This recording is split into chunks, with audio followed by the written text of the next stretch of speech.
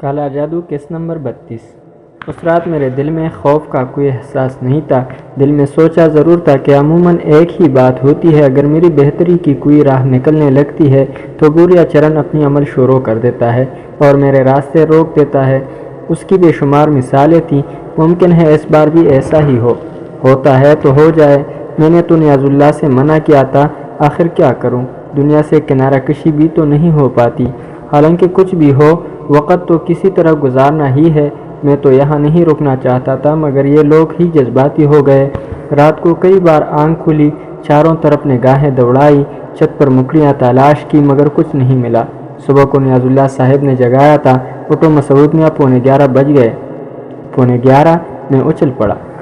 ہاں، بڑی گہری نیند سوئے تھے، جگانے کو جی نہ چاہا، مگر اب بہت وقت ہو چکا ہے، معافی چاہتا ہوں۔ میں بوکلایا ہوا سا اٹھ گیا۔ کسی کے گھر میں اتنی دیر تک سونا غیر مناسب بات تھی۔ جلدی جلدی منہ ہاتھ دھویا۔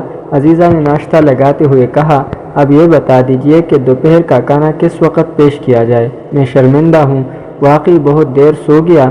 شرمندہ ہونے کے سلسلے میں آپ بے حد فراخ دل واقع ہوئے ہیں، مگر میرا یہ سوال آپ کو شرمندہ کرنے کے لیے نہیں تھا۔ دوسری بات یہ کہ آپ کیا کھانا پسند کریں گے؟ جو بھی ممکن ہو، آپ کی اپنی کوئی پسند؟ بھول گیا، میں نے جواب دیا، اور عزیزہ نچلا ہونٹ دانتوں میں دبا کر مجھے گھورنے لگی، پھر بولی، ٹھیک ہے، اس بارے میں بھی آپ سے بات کرنی ہوگی۔ 12:30 بجے نیاز اللہ صاحب میرے پاس آ گئے۔ انہوں نے مجھ سے پوچھا کہ کیا میں چلنے کے لیے تیار ہوں؟ جی، میں نے مختصراً جواب دیا۔ نیاز اللہ میرے ساتھ باہر نکل آئے۔ انہوں نے ایک تانگے والے کو روک کر پوچھا، کہو میاں داتارام سوامی مٹھ چلو گے؟ منع کریں گے میاں جی سے بلی کہی؟ تانگے والے نے پر اخلاق لہجے میں کہا، اور ہم دونوں تانگے میں بیٹھ گئے۔ شہر سے باہر کا علاقہ ہے، صرف وہی لوگ جاتے ہیں جنہیں رامانندی کے پاس جانا ہو۔ اس کا استحان سوامی مٹھ کہلاتا ہے۔ زیادہ تر لوگ تو اس سے نفرت کرتے ہیں، خاص طور سے پڑھے لکھے لوگ، جن میں بے شمار ہندو شامل ہے۔ مسلمان تو خیر اس کا نام بھی سننا پسند نہیں کرتے، کیونکہ وہ گندے علوم کرتا ہے، ویسے لوگ اس سے ڈرتے بھی ہیں۔ مجھ پر نکتہ چینی ہوتی رہتی ہے، کیونکہ بہت سوں کو علم ہے کہ میں اس سے کبھی کبھی ملتا رہتا ہوں، مگر کیا کروں، بچپن کا دوست ہے، بچپن کی معصوم یادوں کا ساتھی، مجھ سے بہت مخلص ہے، اور کبھی اس نے میرے دینی معاملات میں مداخلت نہیں کی۔ بلکہ نیاز اللہ صاحب اچانک خاموش ہو گئے۔ میں سوالیہ نظروں سے اسے دیکھنے لگا۔ وہ گردن ہلا کر بولے، ایک واقعہ یاد آ گیا تھا۔ کیا؟ میں نے پوچھا۔ بس زمینوں کا معاملہ تھا۔ ایک بنیا تھا مدن کشوری، کچھ نیت خراب ہو گئی تھی اس کی، ہماری زمین کے ایک حصے پر مقدمہ دائر کیا اور اپنا حق جتایا۔ ہم اسی باتوں کے قائل نہیں تھے۔ اس سے ملے اور اسے سمجھایا کہ بددیانتی نہ کرے، مگر احمق شخص نہ مانا۔ خاصی رقمیں کھلا کر اس نے کچھ سرکاری اہلکاروں کو بھی اپنے ساتھ شامل کر لیا۔ اس نے دعویٰ کیا کہ ہمیں کوڑی کوڑی کا محتاج کر دے گا۔ اس کے علاوہ ہمارے حق میں گواہی دینے والوں کے ساتھ غنڈہ گردی بھی کی۔ ہم تو بخدا خاموش ہو گئے تھے، مگر کسی نے رامانندی کو پوری کہانی سنا دی۔ اس نے بھی سنا ہے کہ پہلے تو مدن کشوری کو سمجھایا، مگر وہ نہ مانا تو میں نے دلچسپی سے پوچھا، برا کیا رامانندی نے؟ دیوالی کی رات کو ہانڈی اڑائی اور مدن کشوری مر گیا۔ آہستہ آہستہ اس کا سارا گھر تباہ ہو گیا۔ خدا گواہ ہے کہ ہمارے فرشتوں کو بھی اس کی کارروائی کا علم نہیں تھا، ورنہ ہم اسے روکتے۔ پھر بھی ہم نے اس زمین کو اپنے تصرف میں نہ لیا، بلکہ اسے ایک خیراتی ادارے کے حوالے کر کے اس سے دستکش ہو گئے۔ یہ ہانڈی اڑانا کیا ہوتا ہے؟ میں نے دلچسپی سے پوچھا۔ گندے علم ہی کا ایک حصہ ہے، سفلی علم کے ماہر جادو کرتے ہیں اور کوڑی ہانڈیوں میں نہ جانے کیا علم غلم بھر کر اپنے دشمن کی طرف روانہ کرتے ہیں۔ ہانڈی دشمن کے گھر جا گرتی ہے اور وہ جادو کے زیر اثر آ کر مر جاتا ہے، گویا یہ جادو کے میزائل ہوتے ہیں۔ واللہ اعلم بالصواب، نیاز اللہ نے بتایا۔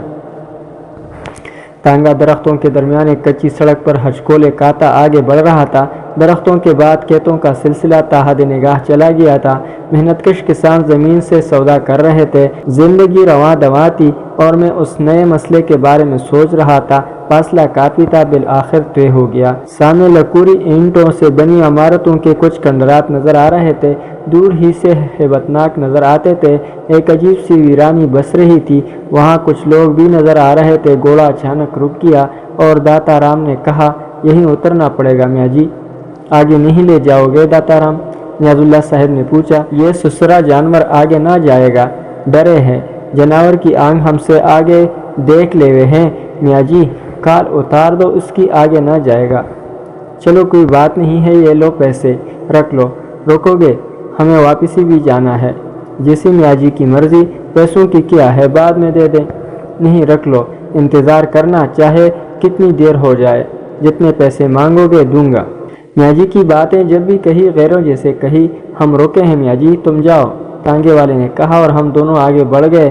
نیاز اللہ صاحب بولے، سانسی میں زیادہ تعداد اچھے لوگوں کی ہے، برے بس نمک کے برابر ہیں، ذرا سنبھل کے چلنا، یہاں سانپ ہوتے ہیں، خیال رکھنا۔ مجھے جرجری سی آ گئی تھی، سانپوں سے بچپن سے ہی ڈرتا تھا، مگر اب تو تجربہ ہی مختلف تھا۔ ایک اژدہا نہ جانے کب سے مجھ سے لپٹا ہوا تھا اور اس نے میرے سارے وجود کو ریزہ ریزہ کر دیا تھا۔ ہم راہ راستے عبور کرتے ہوئے کنڈرات کے پاس پہنچ گئے۔ کچھ فاصلے پر ایک جوہڑ نظر آ رہا تھا جس کے کنارے کچھ لوگ آسن مارے بیٹھے ہوئے تھے۔ یہ لوگ جاپ کر رہے ہیں، کچھ اس کے چیلے ہوں گے، کچھ ضرورت مند۔ ایسے لوگ عموماً یہاں رہتے ہیں۔ میں نے کوئی جواب نہیں دیا۔ ہم آگے بڑھ کر کنڈرات میں داخل ہو گئے۔ جگہ جگہ ٹوٹی دیواریں، اینٹوں کے ڈھیر، کہیں کہیں جلی ہوئی راکھ کے انبار۔ ایک عجیب ماحول تھا، ویرانی تھی کہ منہ سے بول رہی تھی۔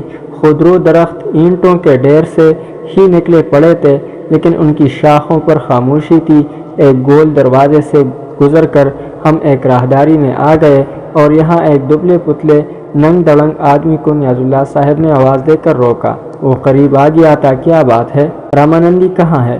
اندر ہے، ذرا انہیں بتاؤ نیاز اللہ آیا ہے، ہم انتظار کر رہے ہیں۔ وہ شخص خاموشی سے راہداری میں سیدھا چلا گیا۔ نیاز اللہ صاحب وہیں رک گئے تھے۔ زیادہ دیر نہیں گزری تھی کہ ایک مضبوط بدن کا لمبا تڑنگا آدمی، جس کا صرف زیریں بدن ڈھکا ہوا تھا، گلے میں ریٹو کی لمبی مالا پڑی ہوئی تھی، کسرتی بازوؤں پر کوڑیوں کے حلقے بندھے ہوئے تھے، سر اور داڑھی کے بال بڑے ہوئے اور نہایت غلیظ نظر آ رہے تھے، تیزی سے آتا نظر آیا۔ اس کے پیچھے وہی سکھ آدمی دوڑ رہا تھا۔ قریب آ کر اس شخص نے سر لہجے میں کہا، آؤ نیاز اللہ آؤ۔ وہ واپس موڑا۔ عجیب سا انداز تھا۔ نیاز اللہ صاحب نے مجھے ساتھ چلنے کا اشارہ کیا اور ہم چل پڑے۔ کوئی 10 قدم آگے بڑھ کر اچانک وہ شخص ٹٹک گیا۔ اس نے مڑ کر مجھے دیکھا۔ اس کی بڑی اور کالی آنکھوں میں بے پناہ چمک تھی کا فن تھا۔ ایک لمحے وہ مجھے دیکھتا رہا، پھر آگے بڑھ گیا۔ میری سمجھ میں اس کے سوا کچھ نہیں آیا تھا کہ وہ ایک پراسرار اور خطرناک آدمی ہے۔ جس جگہ سے ہم اندر داخل ہوئے تھے وہ کوئی دروازہ نہیں تھا، بلکہ ایک دیوار میں سوراخ کر کے اندر جانے کا راستہ بنایا گیا تھا۔ ناہموار اینٹوں کے درمیان سے سنبھل کر نکلنا پڑا تھا، اور جس جگہ ہم پہنچے تھے وہ اس پورے کنڈر سے زیادہ عجیب تھی۔ بہت بڑا ہال نما کمرہ جس کی چھت بے حد اونچی تھی، اس میں درمیان میں ایک ٹوٹا پھوٹا فانوس لٹک رہا تھا جس میں چند شمعیں روشن تھی، مگر ان کی روشنی ناکافی تھی اور ہال کے بیشتر حصے تاریک تھے۔ جگہ جگہ مرچانے بچھے ہوئے تھے، ایک جگہ بہت سی اینٹیں چبوترے کی شکل میں چنی ہوئی تھی اور ان پر بھی ایک مرچانہ بچھا ہوا تھا۔ پاس ہی ایک کمنڈل رکھا ہوا تھا۔ قوی ہیکل شخص نے ایک دری نکالی اور اسے ہمارے لیے زمین پر بچھا دیا۔ یہاں بیٹھو نیاز اللہ، یہ پاک صاف ہے اور زمین تو ہوتی ہی پاک ہے۔ وہ بولا اور ہنس دیا۔ میرے سامنے ہوش قائم رکھا کرو رامانندی، نیاز اللہ غصیلے لہجے میں بولے۔ اچھا بھائی گوشت خور بگڑتا کیوں ہے؟ بیٹھ جاؤ۔ یہ بچہ کون ہے؟ میرا بھتیجا سمجھ لو، نیاز اللہ نے کہا اور مجھے دری پر بیٹھنے کا اشارہ کر کے خود بھی بیٹھ گئے۔ رامانندی نے ایک مرچانہ ہمارے سامنے سے گھسیٹ لیا اور خود اس پر بیٹھ گیا۔ نیاز اللہ ہنس پڑے اور میری طرف رخ کر کے بولے، وہ چبوترا دیکھ رہے ہو مسعود میاں؟ مہاراج ادھیراج کا استحان ہے۔ راجہ مہاراجے آ جائیں، نیچے بیٹھیں گے اور مہاراج اس استحان پر۔ میرے سامنے ایک بار اوپر بیٹھ گئے تھے، میں نے داڑھی پکڑ کر نیچے گھسیٹ لیا، بس اس دن سے مہاراج ہوش میں آ گئے ہیں۔ کیا کرتا مسعود میاں یہ گوشت خور؟ اس دن میری داڑھی کے بہت سارے بال اکاڑ کر اپنے ساتھ لے گیا تھا، بس اس دن سے میں اس کے بس میں ہوں۔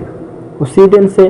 نیاز اللہ نے طنزیہ کہا۔ نہ، اس سے بھی پہلے سے۔ ارے کیا کرتے؟ بینس کے پیٹ پر بیٹھ کر پھوکر میں ننگے نہائے تھے، مگر یہ مسلح بہت چالاک ہے۔